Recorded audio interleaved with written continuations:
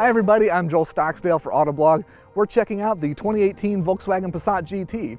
It's the newest entry in Volkswagen's Passat lineup, and we're going to find out whether or not it's a sporty GTI version of the sedan, or if it's just kind of a lukewarm update. So come for a ride with us and find out.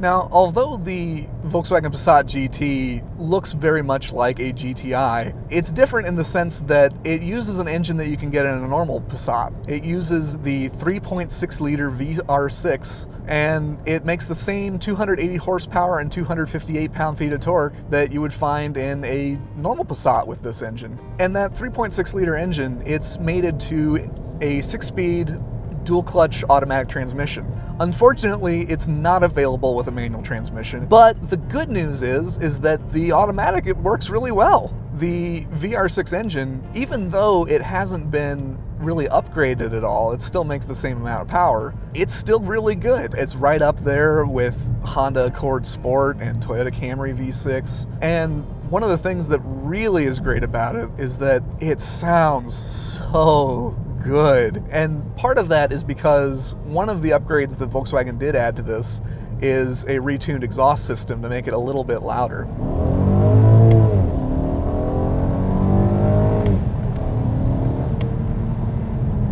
One of the things that's just so great about the way this thing sounds is that it sounds good at almost every RPM, and it only gets better as you rev it up to redline, which is a little bit over 6,000 RPM.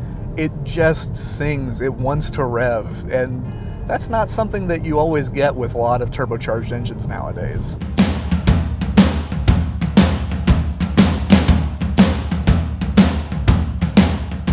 Another upgrade that Volkswagen added to the Passat GT to give it a more sporting flavor is the retuned suspension. It has stiffer springs and stiffer shocks.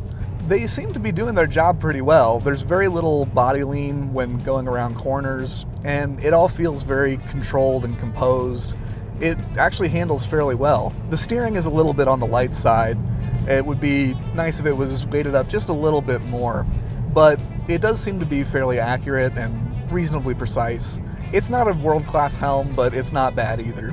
The reworked suspension also lowers the car 0.6 of an inch for a lower, sportier look. Like the engine and the transmission, the Passat GT uses the same brakes as the normal Passat, but they do paint the brake calipers bright red to make it look a little sportier. The brakes seem to work just fine. It would be nice if the brake pedal was just a touch firmer. It's kind of soft when you get on it. And having a nice firm brake pedal is nice, especially if you're going to be doing some sporty driving.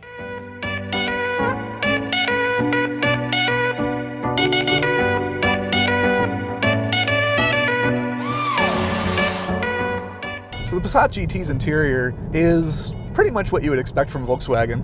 It's not super exciting, but it's well put together, it's logically laid out. The controls for climate control and the infotainment system, they're really easy to use. The touchscreen is responsive. There are a few changes for the Passat GT. The upholstery is only available in this black with kind of a light gray insert leatherette interior. The plastics themselves are kind of on the cheap side. There's a lot of kind of hard, slightly scratchy plastics. I'm not a big fan of the fake carbon fiber trim. If you're gonna do carbon fiber trim, which is almost being overdone at this point, at least use the real thing. The seats are fairly comfortable also. They offer just enough bolstering that it holds you in a little bit.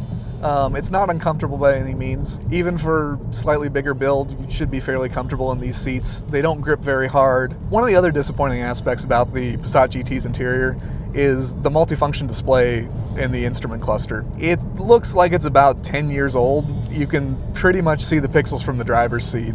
It works just fine, but it's not attractive to look at, and we've come a really long way in the technology for screens and infotainment that you'd really expect something more. So although the exterior isn't radically different from the normal Passat, the changes that they've made do give it a nice sporty character, especially the touches that make it look like the Volkswagen GTI. It's subtle, but it's sporty. It is disappointing that there are only 4 color choices. There's white, there's a light silver, a dark silver, and black. Instead of 50 shades of gray, it's 4 shades of gray. The GTI-inspired exterior is really sharp. It looks very good. It gets you excited to drive the car. The only downside is that it's a little disappointing when you see a car that looks like a GTI, but it hasn't really had a lot done to it that makes it much more special than a normal Passat.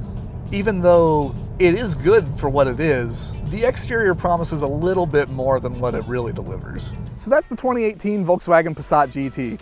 It's not a full GTI performance version of the Passat, but it's still sportier and more fun than the normal one. Plus, it offers an affordable way to get into a V6 midsize sedan. And so for that, it's worth consideration among enthusiasts as well as your average buyer. For more information on this and other midsize sedans, be sure to check out autoblog.com.